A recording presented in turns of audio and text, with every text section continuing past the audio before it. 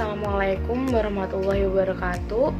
Kami dari kelompok 13 Praktikum Teknologi Pengolahan Hortikultura ingin menjelaskan sedikit materi mengenai Praktikum Teknologi Pengolahan Hortikultura. Saya Jasmine Anggaraning Hutomo, NIM H3118034 akan menjelaskan mengenai acara 1 yang berjudul Anti Browning Apple Fresh Cut. Nah, pencoklatan atau browning adalah terbentuknya warna coklat pada bahan pangan secara alami atau karena proses tertentu.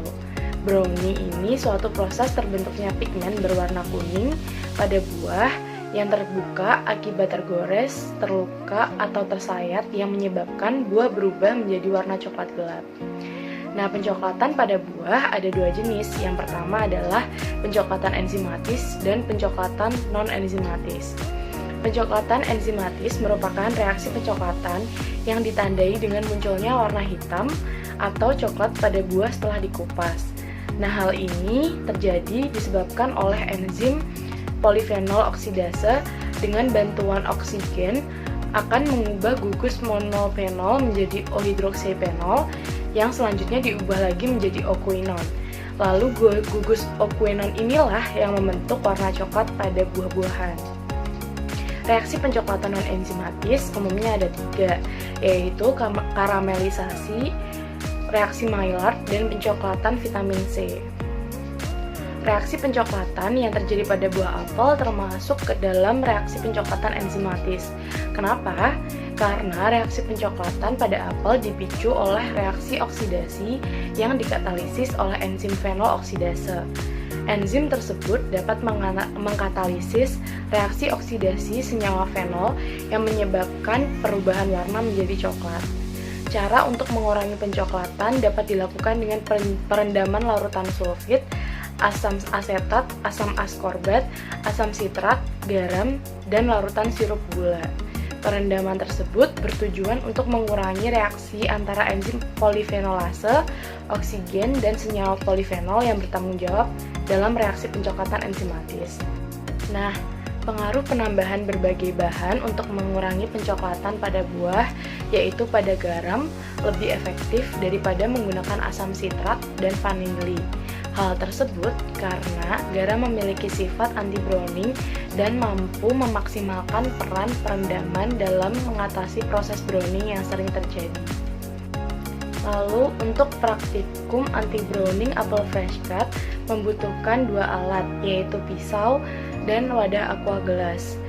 Lalu selanjutnya bahan yang dibutuhkan adalah apel hijau 2 buah, larutan asam sitrat 0,1%, 0,2%, dan 0,5%, lalu garam dengan konsentrasi 1%, 2%, dan 3%, vanili dengan konsentrasi 1%, 2%, dan 3%. Kemudian, cara kerja praktikum anti-browning apple fresh cut. Yang pertama yaitu apel dibagi menjadi 4 bagian.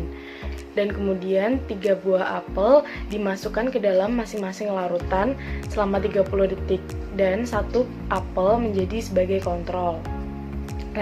Yang selanjutnya yaitu penerisan apel dan kemudian peletakan pada wadah terbuka dan tertutup. Kemudian diamati setiap 10 menit selama 1 jam. Terima kasih.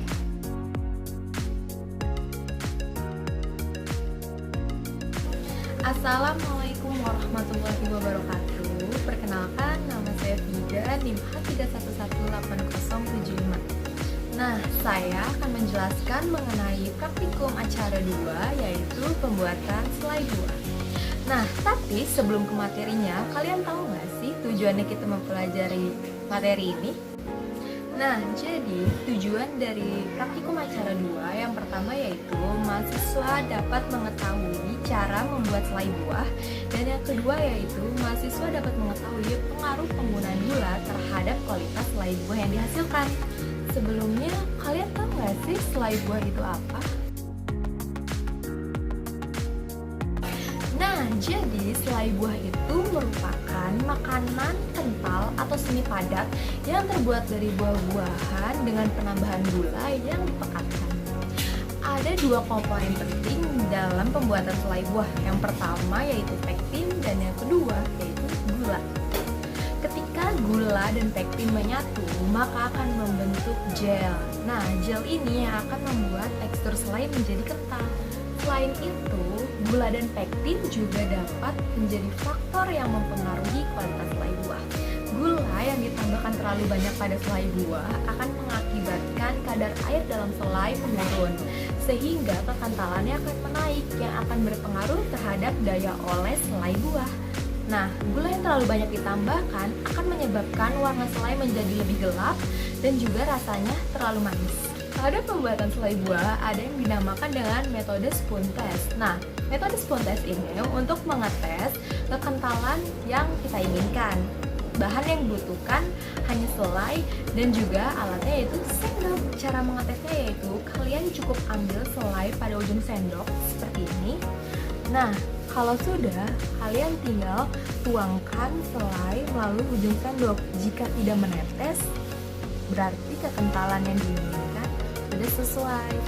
Selanjutnya, kita akan masuk ke tahap proses pembuatan selai buah. Nah, bahan-bahan yang kalian butuhkan yaitu air 400 ml, gula pasir 150 gram, dan nanas 400 gram.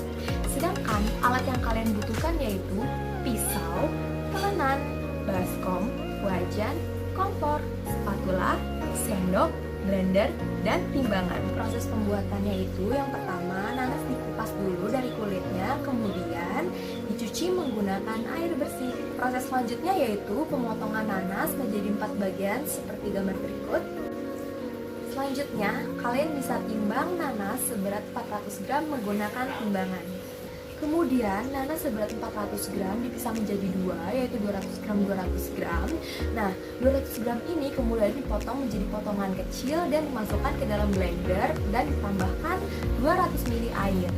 Kemudian dilakukan proses penghalusan menggunakan blender sampai benar-benar halus. Nanas yang telah halus kemudian dimasak di atas kompor sambil dipanaskan dan ditambahkan gula sebanyak 50 gram dan yang satunya lagi sebanyak 100 gram.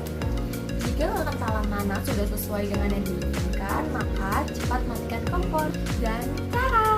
Ini dia hasilnya. Ini nanas yang menggunakan 50 gram gula pasir dan ini nanas yang menggunakan 100 gram gula pasir. Nah, nanas yang menggunakan 50 gram gula pasir memiliki warna yang lebih cerah, rasa yang lebih asam, dan juga tekstur yang lebih cair. Sedangkan selai buah yang menggunakan gula sebanyak 100 gram memiliki tekstur yang lebih kental, warna yang lebih gelap, dan rasa yang lebih manis. Sekarang kita akan melihat perbedaan tekstur di antara nanas yang menggunakan gula 50 gram dan nanas yang menggunakan gula 100 gram.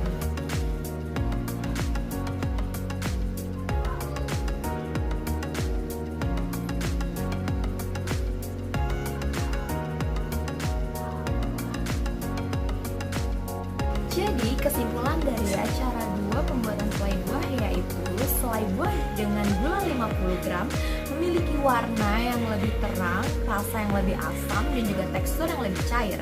Sedangkan selai nanas dengan gula 100 gram memiliki tekstur yang lebih kental, warna yang lebih gelap, dan rasa yang lebih manis.